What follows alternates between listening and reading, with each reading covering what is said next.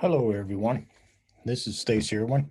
I'm with Operations Facilities Manager. And uh, if you're watching this video, uh, you're looking at coming to Navajo Preparatory School, and I hope you choose the school to come to. Uh, what we're going to do is go over some safety procedures that we have here at Navajo Prep. And if I can get my computer to go. Okay. We have some health screening procedures going on. Unfortunately, we have COVID-19, not here at the school, but every place else has got COVID-19, and we're trying to keep from having that. In other words, if you don't follow the precautions, you're going to get stung like a bee. As you enter Navajo Prep campus, you come through our main gate and you'll be greeted by one of our security officers, and he or she will have an iPod to with questions on it and check your temperature. Uh, as you enter the main gate, like I said, step one, uh, you will be asked the health screening questions and have your temperature checked. And so stop there at the main gate. Step two, if you're over or if you're at above 100.4, then if you're wearing a hat, scarf, or anything that's interfering, you will be asked to remove it, wait 5 minutes, and we will retake your temperature. If it's still at 100.4, then we will wait another 5 minutes, use a different scanner. And if you're still over 100.4 or at, uh, then you're going to have to go home and monitor yourself to see about the COVID-19 symptoms and everything. For step three, if your temperature is below, and then you'll be asked these questions. Have you been exposed to COVID-19 from anyone in the last 14 days that have been sick? Question two, have you experienced any cold or flu-like symptoms in the last 14 days? And question three, have you flown an airplane within the last 14 days? If you answer no to any of the questions, then you will be allowed onto campus, but you are always required to wear a mask. So please have a mask with you. If you don't have one, one will be provided for you. Step five, if a visitor answers yes to any of the questions, and that even goes for our staff, if yes to any of the questions, the staff will be provided, or the visitor and staff will be provided with the main phone number and extension of the person they are needing to see. So, and for the health screening questions, you could download the Navajo Prep uh, school app, and this is where we send a lot of the messages uh, on our school app. If school road closures or delay of school or any special events going on, you could download this, and this is useful to get information. This is one way of communicating. So you go to the Navajo Prep, uh, download your app, and you just press on the Play Store and get it that way. Uh, to go to the questions, you would press this button on the phone, and I'm using off of my phone. I know every different manufacturers different, but it's basically the same thing. You press that, go to hit quick links, and then you go to Navajo Prep campus entrance screening. Uh, then open that Leave app. Which one are you, employee, visitor, or student? And your name, what building you are going to, and then answer your questions. And that's already done for you to where the security officer only has to take your temperature. Also here at the school, we have over 200 cameras. And we implemented this last year. So in our main guard shack, we have a security officer there that's monitoring all the cameras, and we could pick whatever building, or if he hears from the old roaming officer that there's something going on, he could switch to those cameras and everything and follow what's happening. As you can see in the picture, the red circles are where we have some of the cameras throughout the campus. And we have, like I said, close to 200 cameras total on 23 buildings throughout the campus. And we take the safety of the students serious here at Navajo Preparatory School. And we can monitor outside of the dorms for safety and have security officers roam the campus 24/7. So if your students in the residential, we have security on 24/7. And even during the summertime, it's 24/7. So 365 days a year, we have security. We have 5 shifts right now and in a 24-hour period.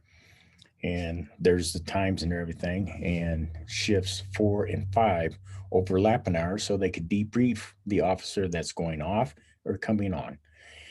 And we also have 3 sub officers for special events, games, or fill in for staff that want to take a day off or they have an appointment or something like this. So we have 3 sub officers that could fill in also with the full time. And as you can see with the red dots, those are 2 more of the cameras that we have on campus. When you go through our main gate, there'll be signs on it and everything. So follow the signs as you enter. In other words, no weapons, no tobacco of any sort. And then wait for the security officer. Stop, and which will ask you what building you're going to. And we hope to have a system in shortly to check your ID as you're coming onto campus. Unfortunately, in these times that schools had to do this, and we're no exception. And so we're going to implement safety procedures.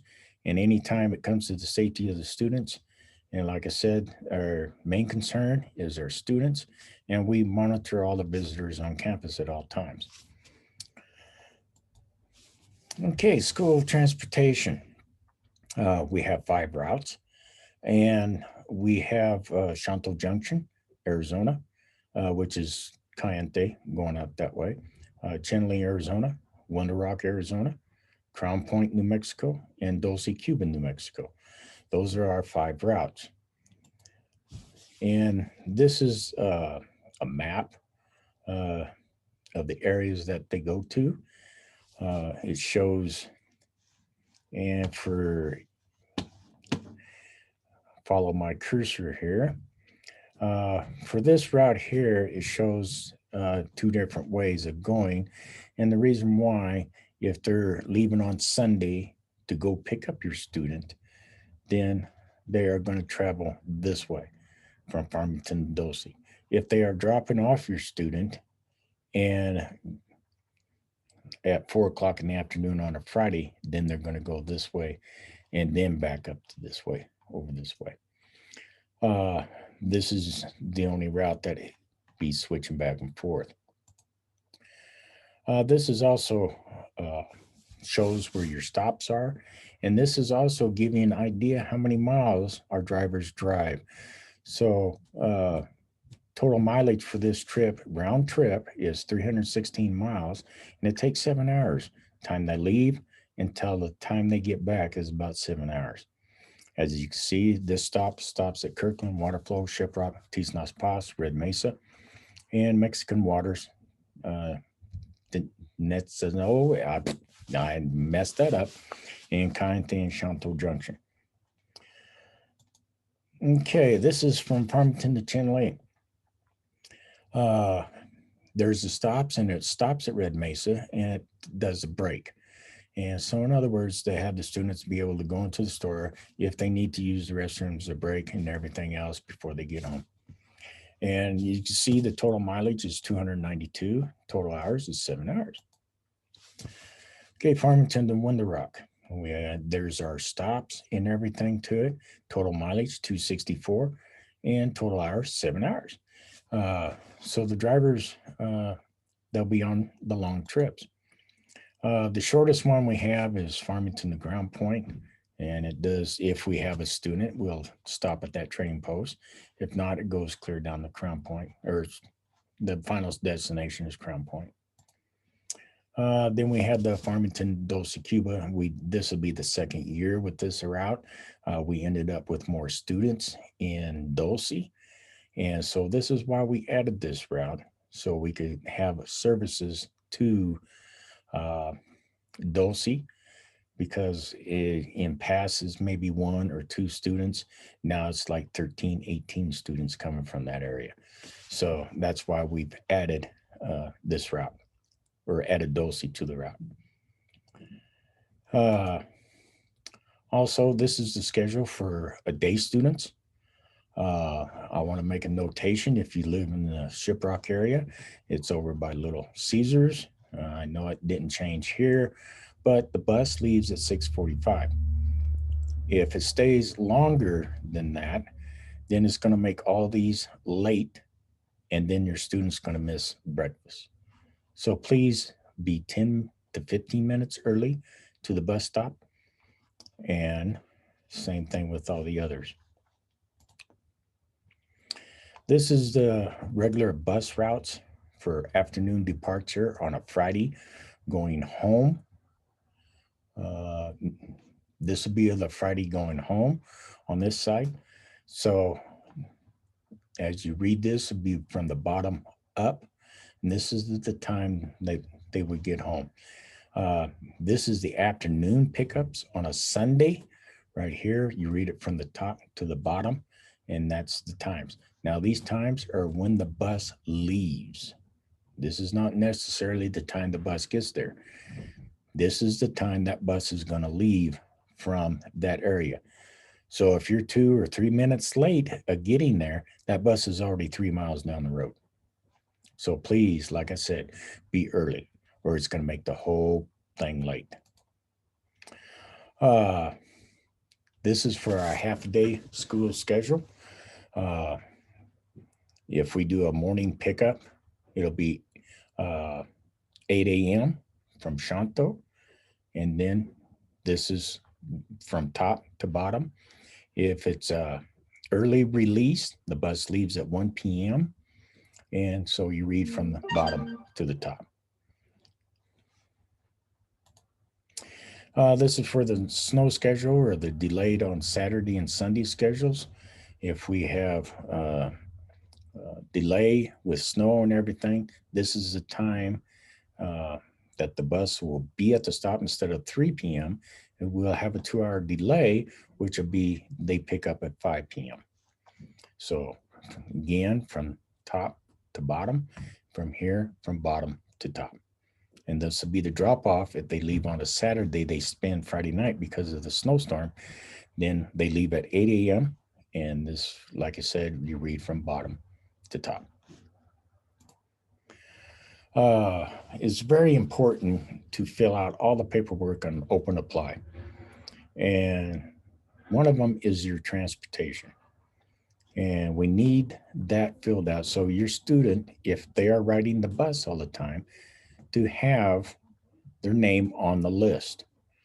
And so, for instance, this student here goes to Crown Point in Dulce. So Dulce being the secondary, Crown Point being the primary. So if this student will be listed on the Crown Point route and on the Dulce route. If a day student rides the bus, even for a day student, you still have to give us permission or by an email that they are going to be on that bus going to grandma's, to their uncles, cousins, or whatever. We have to have a written email or a email stating they are going on that certain route. So if you're going to have them once in a while, list them, fill out the paperwork. Unfortunately, some parents, I guess, don't take advantage of the buses. We have on this chart right here, it shows how many students should be riding that bus, picking up and dropping off every week. Unfortunately, the blue is how many students should be on that bus. The orange is the actual rider's average per week. So that's how many students. And we come clear down to Dulce and Cuba. We have 18 students for that route, but only 4.7 ride it. It's very unfortunate. We have transportation for you to save you money and everything. If you can, utilize our transportation system. The board members actually look at this, and you never know, it may change. But this is kind of gives you a look at what happens each week. On our buses, we have Wi-Fi. So when the students go home, they could either watch a movie, I guess, or they could do their schoolwork and everything. We got this year. We put Wi-Fi on all the buses. The only one that has USB hookups is MP3, which is our activity bus. And I also have GPS now with them. So in other words, if the bus is late or if the bus is left early and I get a call, I could go back and look and see if the bus actually left early or not. So like I said, please be there 10, 15 minutes before your student is picked up or dropped off. There's some students that don't call their parents until they actually get to the stop, and you live an hour away. That's not going to work. Actually, according to state laws, we could drop the student off. That ends our responsibility, and we could leave. But our drivers don't do that, and I don't do that. But for respect and courtesy of the other passengers, if you're late at one of the other stops, it's going to make the bus late for the rest of the students that need to get picked up and go home. So please be there 10 to 15 minutes early. And also, if you miss the stop, don't go chasing the bus. We had a mother chase a bus, almost run the bus off the road because the student had forgotten her computer. Don't do that. If you miss the bus or something like that, go to the next stop. And then the student could get onto the bus at the next stop. If you flashing your lights, we don't know who you are. Maybe after a while we get to know who the parents are, but you may have bought a new car. We have no idea. So if you go chasing a bus, in other words, now that we have Wi-Fi, we could call the police and say, hey, there's somebody chasing us. So please be careful with that. Like I said, I'm an operations manager. There's my phone number and extension. And my email if you have any questions. And like I said, I wear many hats. I do have an office manager, Beta Roanhorse, and she's over the custodians, but I'm also over that. Maintenance, grounds, transportation, security, and I'm the head coach of the girls soccer team. So if you have a young lady, hey, soccer, great sport. Anyway, I got to plug them in there. But anyway, I hope you enjoyed it, the presentation. If you have any questions, please ask. To me, there is no stupid questions. You have any questions, call me or email me, and I will answer your questions. Thank you and have a good day.